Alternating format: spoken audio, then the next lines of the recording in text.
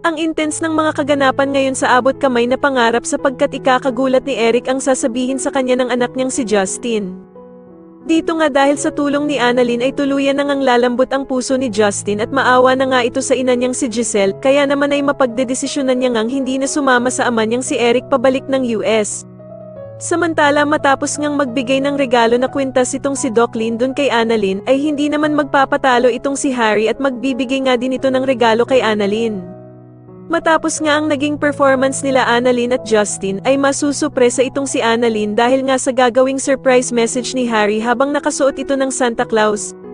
Sa kabilang banda naman ay muli ngang magkakatagpo ang landas nila Doc Robert at Lynette dahil sa pareho silang a-attend sa party ng mga bata. Manghihinayang naman itong si Doc Robert dahil sa hindi nga daw makikita ng ama niyang si Don Pepe ang kanyang mga apo, na sila Annalyn at Justin na magkasamang gumawa ng party. Pero ko-comfort naman siya ni Lynette at sasabihing may pag-asa pa naman daw na makita ni Don Pepe ang kanyang mga apo dahil sa buhay pa naman daw ito.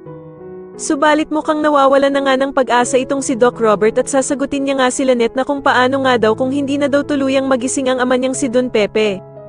Samantala ay ikakabigla naman ni Justin ang pagdating ng ina niyang si Giselle sa party at magagalit pa nga siya kay Annalyn dahil sa kung siya ba daw ang nagpapunta dito. Sasagutin naman siya ni Annalyn na gusto lang naman daw sana niyang magkausap silang dalawang mag-ina. Pero agad namang hihingi ng tawad itong si Giselle sa anak niyang si Justin at aalis na nga lang daw siya.